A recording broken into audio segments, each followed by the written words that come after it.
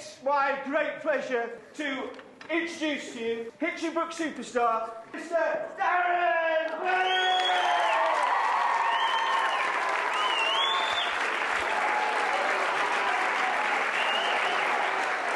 To see all the kids, the screaming kids, and to talk to some of the kids, and to know that I was once where they were, it is strange, and it is a bit like, whoa, like, am I really here? But to be fair, like, one thing I'd say to the kids is that they're in the right place because, as I said, the facilities here are second to none.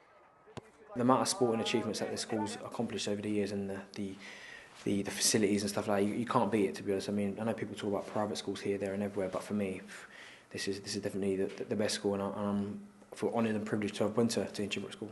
Has it been sort of a nostalgic trip down memory lane, or? Yeah, it's been a bit strange. I've obviously not been back here in a while.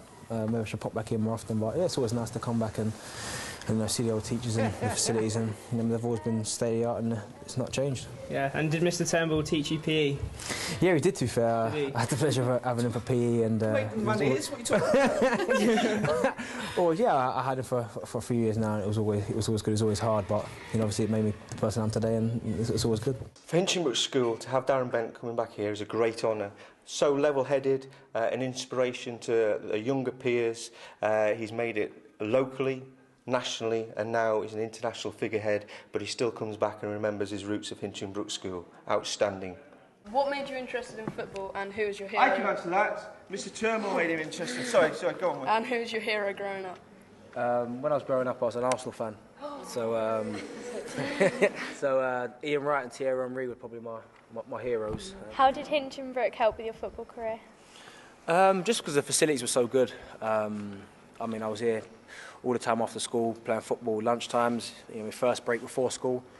And I think it just give you the opportunity to play somewhere where the facilities were that good, and to get better as a footballer, and obviously keep out of trouble, and do the after activity events, and just help me, set me on the right path to becoming a footballer. As a schoolboy, he was a cheeky young man, dedicated, had a dream, and he followed that dream right from the start. I got on with all my teachers, especially the sports guys, like Mr Turnbull. He speaks to me now like he still spoke to me back then. But as I said, he was hard on me sometimes, but I understood why he was hard on me, because he saw the potential in what I could do, and he was fantastic for me. Throughout your 10 years, you've never received a red card, and we think this is a great example of respect. So, what other examples could demonstrate some of the values? Just probably dedication. It's probably a big one. Discipline, as you said. From a young age again, from when I went to this school to my coaches at Ipswich, all the way up to where I am now, they've always tried to, imply discipline, which is the biggest thing, as well as dedication. I think if you get them two things, then you can't really go too far wrong, because I've played with some great players that have got no discipline, and they don't get as far as they should do. But as I said, if you've got discipline, then you're already halfway there. At the same time, you can't let your grades slip, and you've got to be dedicated to all of it, to be fair. I remember my mum saying if I didn't do well in school, I couldn't play football. So as much as I wanted to play football, I had to make sure everything else was going well, and just concentrate on doing that, really. He's no different from you. No different from you at all. He started in year 7, he had an ultimate dream, and he worked hard, and he made sacrifices for it. Touch wood, I've never had a major injury. I've never had to have an operation or broke any bones in my body, which is luckily unheard of when you play football. But I've just tried to do everything right, to be honest, like work hard, do all my stretches. In football, a lot of injuries are muscle tears and strains, but I try to stretch after training and get myself in the gym and just try and do everything I can to make sure I don't get injured and look after myself. Did you compete in sport inter-house events when you were at school? Yeah, I was in VZ, and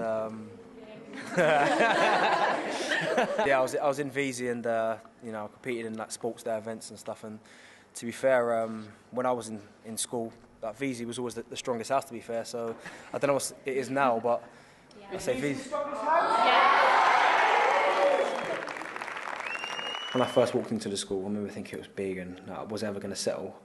But to be fair, year 7, it was just about, I didn't become sporty into this whole sporting regime until halfway through the year. But to be fair, it was always a fantastic school. I remember thinking, the facilities here were fantastic, and the teachers were always, trying to encourage you, and it was quite strange, to be fair. But all I can remember was that if I just worked hard enough, that hopefully things would happen for me, and lucky enough they did.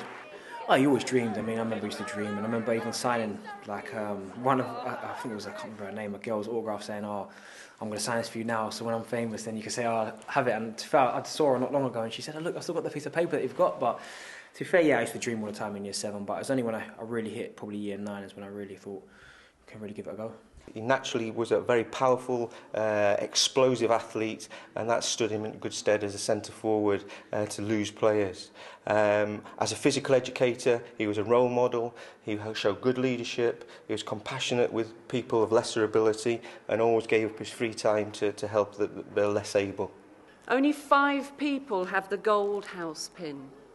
People like Max Everest, the English schoolboys 100 metres hurdles champion.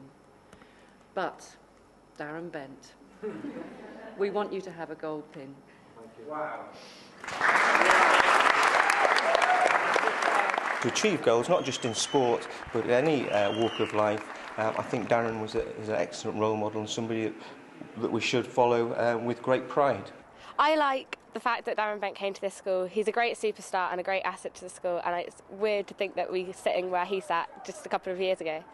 It gives you something to inspire you when you're older, saying he's managed to go through school just like I've done and then become this, and maybe you could do it too. We are all very, very proud of Darren Bent.